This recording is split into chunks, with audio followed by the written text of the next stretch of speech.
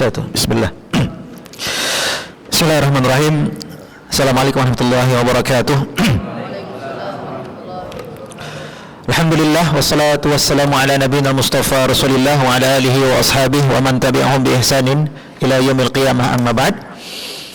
Bapak Ibu yang kami muliakan, segenap pengurus ketakmiran Masjid Islamic Center Baitul Muhsinin yang kami muliakan juga, serta rekan-rekan dan adik-adik santri yang semoga senantiasa dirahmati Allah Subhanahu wa taala.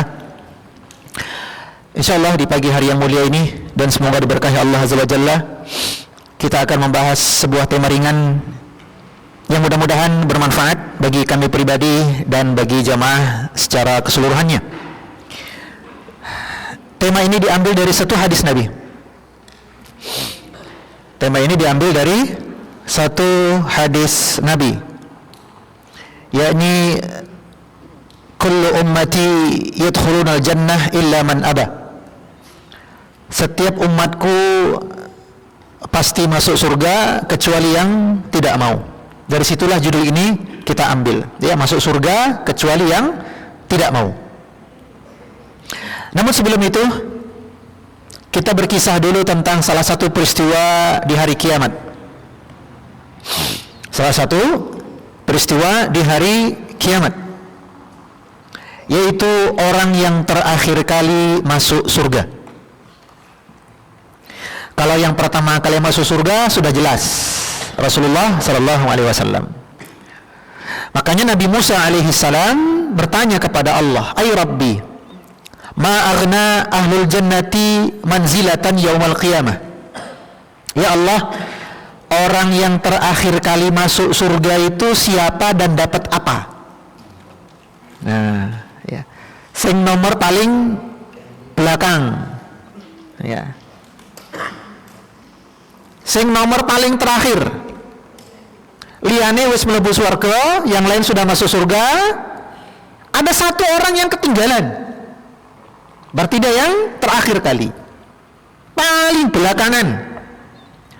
Nabi Musa tidak bertanya, "Ya Allah, siapa yang pertama kali masuk surga dan apa yang didapatkan?" Sudah jelas jawabannya Nabi Muhammad SAW. Yang didapatkan beliau Jannatul Firdaus. Yang ditanyakan Nabi Musa, kalau yang terakhir kali, ketika penduduk surga sudah enak-enak, nah dia sendiri nih ketinggalan di belakang nih. Bagaimana nasibnya? Apa yang dia dapatkan? Ini yang ditanyakan Nabi Musa, "Ay Rabbi, ma aghna ahlul jannati manzilatan yaumal qiyamah." Ya Allah, apa sih yang didapatkan orang yang paling belakangan masuk surga? Maka Allah berkata kepada Musa, dan Musa termasuk satu di antara dua nabi yang diajak berbicara oleh Allah selain Rasulullah sallallahu alaihi wasallam. Maka Allah berkata kepada Musa, "Ya Musa, wahai Musa, idz dakhala ahlul jannatil jannah." Jika semua penduduk surga telah masuk ke dalam surganya masing-masing, tersisa satu orang. Yang mana orang yang terakhir ini sedang diospek di neraka, sedang diazab di neraka, sedang disiksa di neraka. Maka Allah berkata kepada malaikat penjaga neraka, alaiha tis'ata asyar, yang jumlahnya 19. Allah bertanya dan Allah berkata kepada malaikat penjaga neraka, cari dan angkat penduduk neraka ini yang tersisa satu orang yang di hatinya masih ada keimanan. Pertanyaannya, kenapa Allah perintahkan malaikat? Apakah Allah tidak mampu untuk menemukan orang tersebut? Mampu tidak? Mampu. Allah mampu nggak untuk mengangkatnya? Mampu. Kenapa Allah menyuruh malaikat? Apa hikmahnya? Untuk menunjukkan kekuasaan Allah. Malaikat aja sudah diatur, ya, untuk menunjukkan kekuasaan Allah, malaikat aja diatur-atur sama Allah, itu diangkat, ini dipendem. Maka malaikat penjaga neraka mencari dan akhirnya ketemu satu orang manusia yang udah gosong, bukan lagi mateng, gosong, ireng, ngebul, meletus. Tapi hatinya masih ada secuil iman. Dia melakukan semua dosa kecuali kesyirikan. Kemudian malaikat pun mengangkat dia, ditarik, dikait, kemudian kalau neraka itu tingkatannya ke atas apa ke bawah? Ke bawah. Kalau surga tingkatannya ke atas. Berapa jumlah tingkatannya? 7 apa 8? Berapa jumlah tingkatan surga? 7 apa 8? 100 ya. Kena jebakan ya. 100. Kata Nabi SAW, inna fil jannati mi'ata darajah. Surga itu punya 100 tingkatan. Neraka pun sama, 100 tingkatan. Bedanya surga tingkatannya ke atas, neraka tingkatannya ke bawah. Makanya ada pepatah Jawa mengatakan apa? Munggah swarga, nyemplung neraka. Munggah berarti naik, nyemplung berarti nyungsep. Nabi diangkat dari neraka, digeret, ngit, lalu diletakkan di qantarah. Qantarah itu tempat penantian sebelum masuk ke surga. Nah, sebagaimana kalau orang yang melewati sirat, pangkalnya kan padang mahsyar. Nah, ujungnya itu qantarah sebelum masuk surga. Dia diletakkan di situ. Kemudian penduduk surga melihat orang ini. Oh, ini nih saudara kita yang terakhir kali nih. Ini ternyata anggota surga yang tertinggal. Mereka merasa iba, merasa kasihan. Kemudian mereka mencipratinya dengan ma'ul haya, air kehidupan, diciprati. Nah, diciprati. Dia yang tadinya geletak, hitam, gosong, kemepul, diciprati dengan ma'ul haya. Maka pelan-pelan kulitnya mulai tumbuh normal, nggak hitam lagi, nggak gosong, bukan hitam gosong, beda ya hitam sama gosong ya. Nah, ini hitam manis, nek gosong pahit, ya kan? Hitam manis, nek gosong pahit. Nah, gosong normal, mulai tumbuh tangannya, wajahnya, kepalanya, rambutnya, kakinya, perutnya, pinggulnya, betisnya normal. Kemudian dia pun perlahan-lahan mencoba menegakkan tubuhnya yang tadinya dia semaput. Nah, dia mencoba apa? Berdiri. Namun karena dia baru selesai diazab di neraka, awake isin apa? Sempoyongan. Rada oleng. Kemudian Allah berkata kepada dia, ya ibadi udkhulil jannah. Wahai hambaku, silahkan sekarang boleh masuk surga. Dia berkata, ay rabbi kaifa adkhuluha. Ya Allah, gimana saya mau masuk surga? Paling-paling surganya wis kebak. Paling-paling surganya sudah penuh.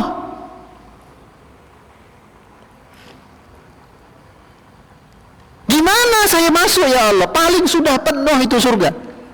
Kata Allah, udkhulil jannah. Wis ora sah kakehan takon, mlebu ae. Jangan banyak tanya, masuk aja. Udah dipersilakan masuk, malah takon. Dia pun jalan, rada oleng kanan, oleng kiri, meh ambruk. Akhirnya satu kakinya melewati babul jannah, melewati pintu surga. Dia pun noleh ke dalam surga. Dari bawah sampai ke atas, dia pelirik kanan, pelirik kiri, lihat ke atas, tenan wis kebak. Ada yang sedang, apa? Di surga. Ada yang sedang main futsal. Ada nggak di surga main futsal? Ada. Ya, jadi kalau kamu nanti, ya Allah, boleh nggak Ustaz ya saya di surga nanti, ya Allah pengen mini soccer, ya Allah pengen futsal, boleh? Boleh, tapi siapa teman mau main? Itu jadi masalah. Yang lainnya sibuk sama bidadari, kok malah ngajain soccer ya?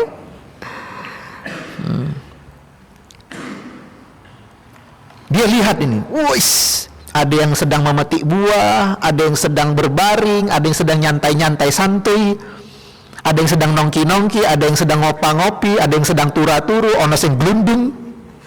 Sesuai keinginannya kan? Karena sudah penuh, wah, dia bertanya lagi, ay rabbi kaifa adkhuluha. Tuh kan ya Allah, apa aneh bilang, udah penuh, saya nggak dapat tempat. Lalu Allah berkata kepada dia, ya ibadi atarda, wahai hambaku, mau ndak kalau engkau aku berikan kelezatan, kenikmatan, kesehatan, kekayaan, kesuksesan, kebahagiaan sebagaimana orang yang pernah hidup di dunia, sing paling sugih, sing paling bahagia, sing paling sehat, sing paling ganteng, sing paling apik, pokoknya sing paling kabeh. Purun mboten, mau ndak? Dia berkata, raditu ya Rabbi, jih ya Allah, kula purun, saya mau. Maka Allah berkata, untukmu yang seperti itu, walaka bimithlin, ditambah lagi yang seperti itu. Ini sudah selesai ya. Untukmu yang kayak gitu, walaka bimithlin, ditambah lagi yang seperti itu, walaka bimithlin, ditambah yang seperti itu, walaka bimithlin, ditambah yang seperti itu, walaka bimithlin, ditambah yang seperti itu. Berarti untuk dia berapa kali lipat?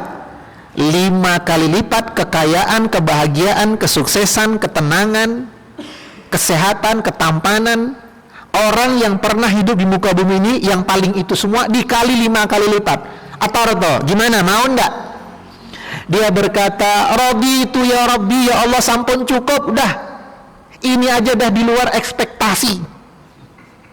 Saya kira paling karena dengan dosa-dosa seperti ini, paling masuk surga cuma di emperan, ya, di bawah kolong jembatan, ya lah, di pinggiran sungai, bikin gedek.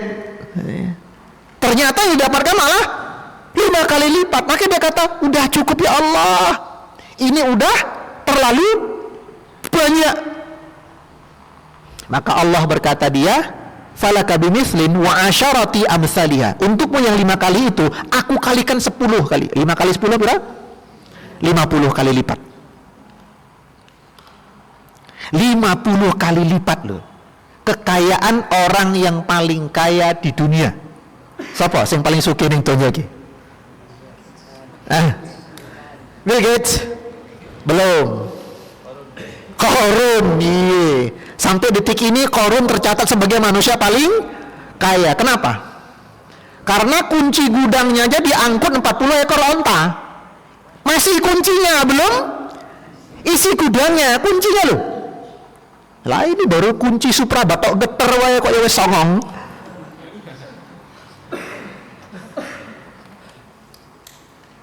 Ini kunci gudang harta emas di situ semua, diangkut puluhan ekor onta. Belum lagi isinya. Makanya ketika ada harta temuan yang digali dalam tanah disebut harta karun, padahal karun tenggelamnya di Mesir. Lah kok tekan Jogja iki piye iki? Terjadi pergeseran tanah kali ya. Harta karun. Kemudian orang yang paling ganteng di dunia selain Nabi dan Rasul, yang jelas bukan saya. Orang yang paling bahagia di dunia, pokoknya itu semua paling dapatmu 50 kali lipat. Wah dia, ya Allah, yang senang banget iki ya. Wis cetar kemepiar. Lalu setelah mendengar hadis Nabi ini bahwa orang yang terakhir kali masuk surga ternyata mendapatkan kelezatan, kenikmatan yang sedemikian rupa. Sebagai contoh, ada yang suka durian? Suka? Ada yang benci banget sama durian? Kasian. Buah terenak kok gak suka ya. Itu rajanya buah itu. Kalau di dunia ini nunggu durian matang bagaimana? Disogok atau jatuh sendiri? Jatuh sendiri, ya kan? Buahnya ada di atas. Nek di surga buah-buahan itu kalau nggak merembet ya gantung, tapi setinggi orangnya. Jadi durian nggak perlu nunggu jatuh. Ya Allah, pengen durian, tapi nggak bunyi ting, ya, nggak bunyi ting. Langsung nongol duriannya, enak. Sahabat-sahabat Nabi yang mendengar hadis Nabi tentang kelezatan-kelezatan surga, termasuk orang yang terakhir masuk surga, mereka takjub, wah enak banget ya kalau masuk surga. Lalu Nabi berkata apa? Kullu ummati yadkhulunal jannah illa man aba. Setiap umatku yang beragama Islam, selama tidak membatalkan keislamannya, selama tidak melakukan pembatal keislaman, dia pasti masuk surga. Ada yang masuk surganya langsung, ada yang mampir ada yang surganya langsung, ada yang disiksa dulu di neraka. Yang jelas masuk surga, kan begitu. Tapi kata Nabi, illa man aba, kecuali yang enggan, kecuali sing boten purun mlebet swarga. Para sahabat kaget, ya Rasulullah, faman ya'ba. Wahai Rasulullah, sedemikian dahsyat kelezatan, kenikmatan, kebahagiaan surga, kok ada orang sing boten purun mlebet swarga? Kok bisa-bisanya ada orang yang nggak mau masuk surga? Iki kepriwe ceritane? Gimana kok bisa nggak masuk surga dia? Maka Nabi berkata, man ata'ani dakhalal jannah. Barang siapa yang bersungguh-sungguh mengikutiku, maka dia masuk surga. Wa man asani faqad aba. Dan barang siapa yang membangkang, yang melawan, yang memprotes, yang mendurhakai Nabi, faqad aba, merekalah orang-orang yang enggan masuk surga. Ternyata syaratnya cuma satu, ya kan? Sungguh-sungguh mengikuti Nabi, dia yang masuk surga. Adapun orang yang melawan, membantah, apalagi berontak, durhaka kepada Nabi, itulah orang-orang yang enggan masuk surga. Ada yang bisa kasih contoh? Apa bentuk-bentuk perbuatan ingkar dan durhaka kepada Nabi yang menyebabkan dia termasuk orang yang gak mau masuk surga? Ada yang bisa kasih contoh? Tunjuk tangan dulu.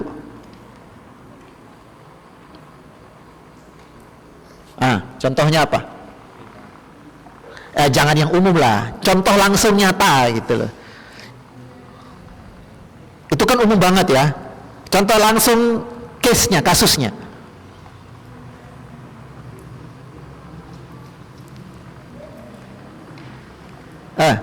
Coba.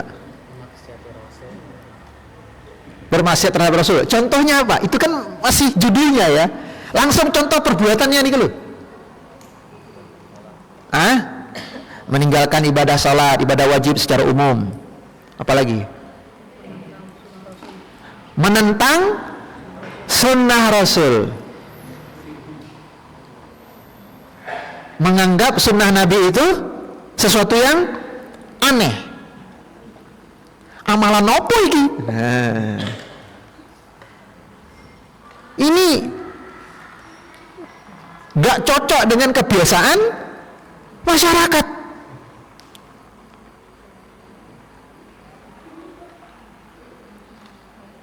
Wes ora sah aneh-aneh. Jangan menyelisihi kebanyakan orang. Sudah dinasihati, Pak, yang saya kerjakan ini dalilnya ini, hadis sahih riwayat imam ini. Dalil yang kedua ini. Dalil yang ketiga ini. Nah, sementara yang dilakukan orang-orang justru bertentangan dengan dalil. Pokok mana niku lho. Pokoknya kudu ngene. Nah, ini menentang ini namanya. Contoh orang yang enggan masuk surga. Khair. Pertanyaan berikutnya adalah bagaimana dan apa bukti kita menjadi pengikut setia Nabi Sallallahu Alaihi Wasallam? Minimal 4 poin. Belum.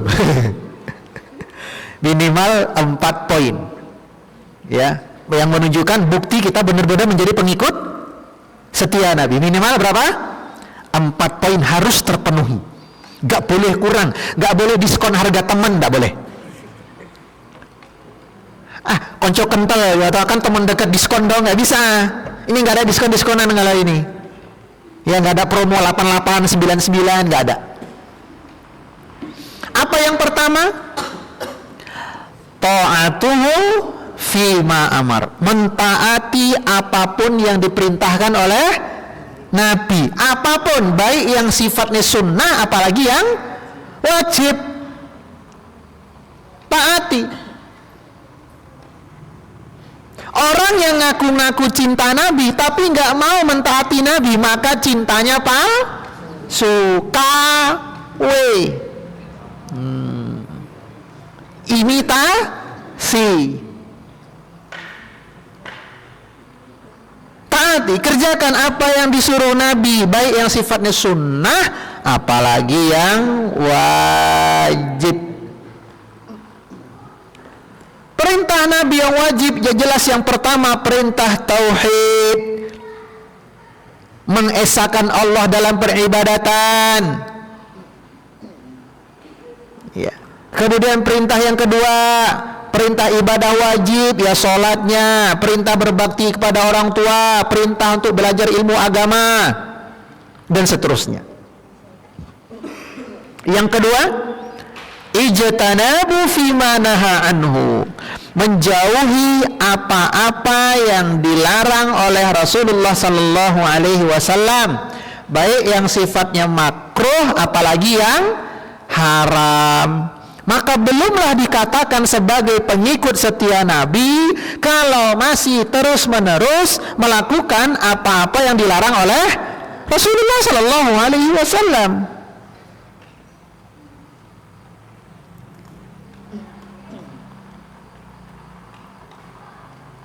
Larangan yang paling besar, larangan berbuat syirik. Wah, kalau syirik di negeri kita ini, itu kalau mau disusun satu-satu itu jadi skripsi tebel. Jadi tugas akhir, sampai ke bulan itu tebelnya itu. Saking banyaknya model-model kesyirikan. Yang mayoritas model-model kesyirikan tersebut dibalut dengan tradisi warisan nenek moyang. Tidak semua memang budaya itu bertentangan dengan akidah Islam, tidak semua. Tapi banyak contohnya yang bertentangan dengan akidah Islam. Ya. Sebagai contoh, ringan-ringan saja. Negeri kita ini paling banyak ketakutan terhadap sial gara-gara sesuatu, ya toh? Wedi malam Jumat Kliwon, wedi tanggal 13, wedi bulan Suro, apalagi bulan Suro Jumat Kliwon tanggal 13, triple damage. Ya kan? Udah bulan Suro, tanggalnya 13, malamnya Jumat Kliwon. Rawani iki.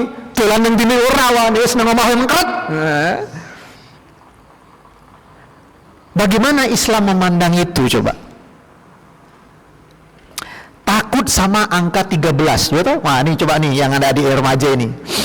Senang sepak bola, senang bal-balan. Nek sepak bola jadi apa? Bendera korner. Ada mitos banyak pemain sepak bola Eropa yang tidak berani pakai nomor punggung 13. Katanya engkau malah cedera. Ketekel langsung patah kakinya, cedera ACL. Wah, pensiun dini. Iya. Gak berani pakai nomor 13. Hotel pun begitu. Tidak ada nomor 13. Pesawat pun begitu, gak ada seat nomor 13.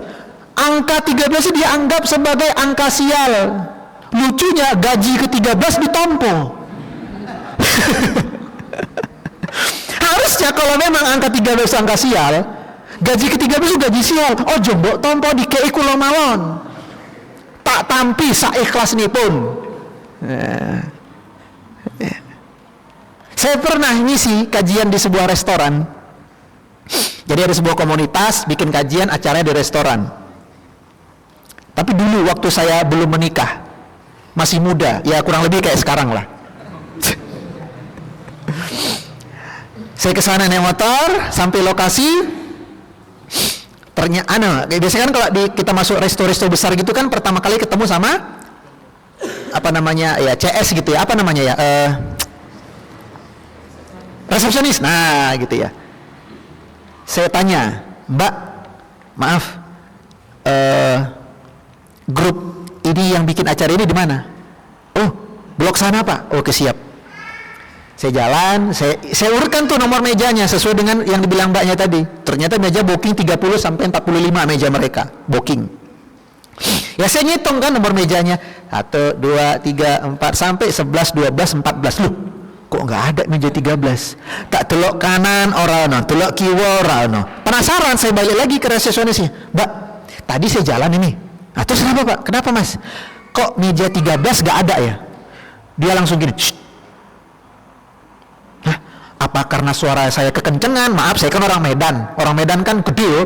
Makanya pengacara banyak orang Medan gitu.